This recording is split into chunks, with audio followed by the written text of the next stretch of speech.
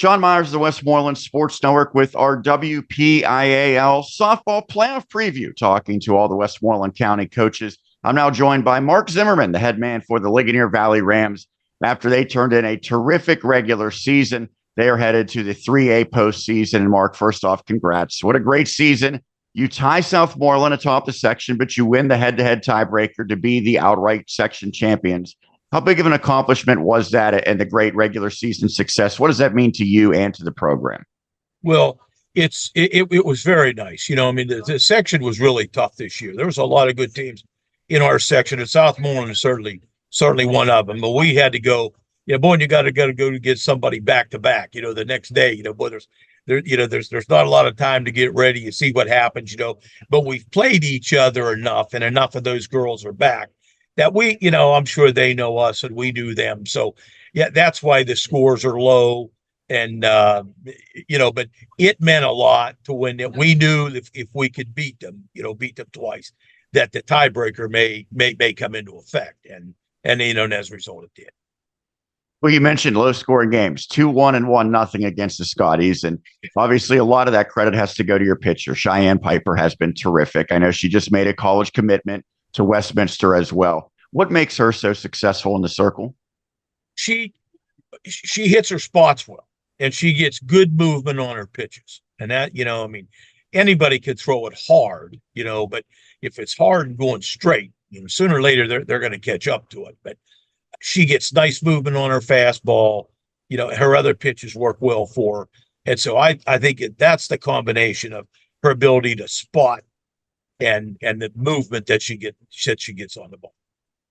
I know we're focused on this season, but I think it's a testament to you that not only has she been a great pitcher, but it's been about 10 consecutive years. It feels like that Ligonier Valley has had an ace pitcher just about every season, long before you even came to the WPIAL. So what's been the common trend that has allowed this program to have such great hurlers year after year? They they just kept coming. Really started with Christine Henderson back in 2008, and since then we have been blessed. We've been blessed with some really good pitchers, right-handers, left-handers. It doesn't matter, girls that spin the ball, girls that too hard, but it's been a long run of some really good pitchers. And in softball, that if you can't beat them on pitcher's mound, you're going to have a hard time beating them any other way. So Cheyenne gets a lot of the headlines, and rightfully so. But who are some of the other key components that have been instrumental in your team's success in 2024? Well, Pudge, our catcher, Sydney Fowles, certainly works well with Cheyenne. Our shortstop, Abby Springer, has been our leadoff batter and gets on base, and she runs like a deer. And it's Marley Miller, a freshman, that's been at second base. We've been strong up the middle.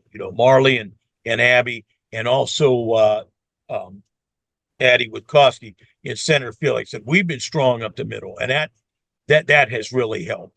And we got a lot of, we have a lot of speed in those girls. So, I think that those girls have really helped Cheyenne.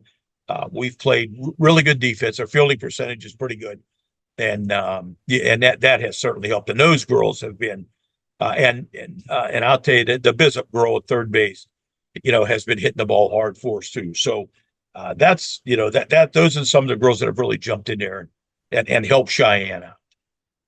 Hidden two in terms of the section, as I mentioned, tied with Southmoreland, but you win the head-to-head to win the section, 13-5 overall record.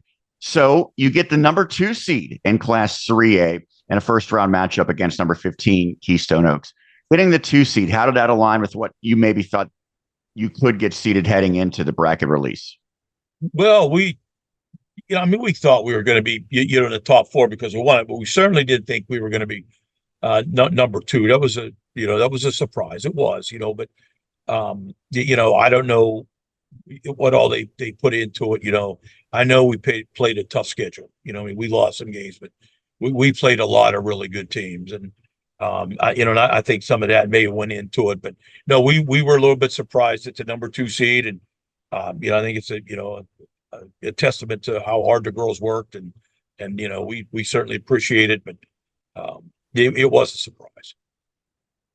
The WPIAL has been home for Ligonier Valley since 2020, so it's been several seasons now. But there's still a lot of teams you're unfamiliar with that you just never have gone against. And I know you said you did not have any familiarity with Keystone Oaks, a team that you had not crossed paths with since you've come back to the WPIAL. So, as a coach, how do you approach something like that when you're going against an opponent that you've not seen in person?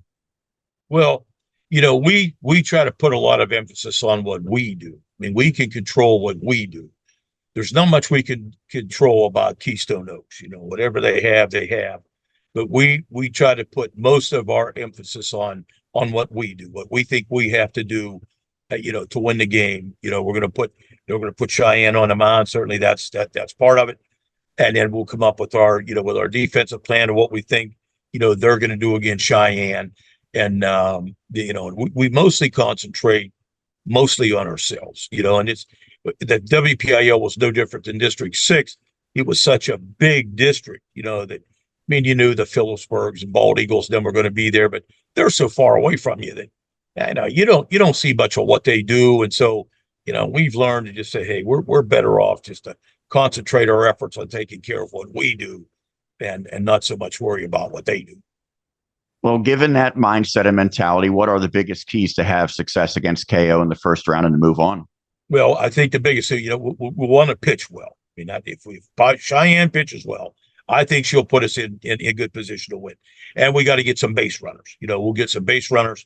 If we have to go short, we'll go short, get the girls moved, score some runs. Of course, you got to have runs. You got to get some runs to win the game. But I think those will be the two keys, the pitching and the defense, which we can control.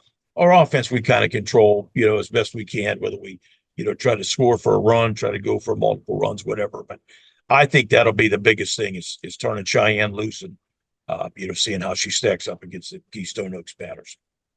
Lastly, number 2 seed, that comes with some pressure. Obviously, you're a team that's expected to make a bit of a run now. So how do you kind of handle the pressure while also seizing the opportunity, enjoying the moment, which could be a tough balance, I would assume, for some very young ladies? Yeah, no, it is, and we do. I mean, we're surprisingly young. We have 3 seniors, but there's a lot of freshmen and sophomores on the field for us. But, the biggest thing, again, is just, the girls know where they're at, understand where they're at.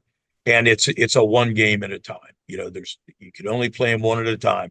There's no use worrying about who you think you might meet in semis or something, because if we don't beat Keystone Oaks, it don't matter. So the first thing we got to do is worry about Keystone Oaks.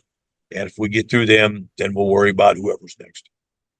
Well, Mark, congrats on getting to the playoffs. Congrats on the great regular season and the section title as well. And good luck in the postseason. Thank you, John. It's always nice talking to you.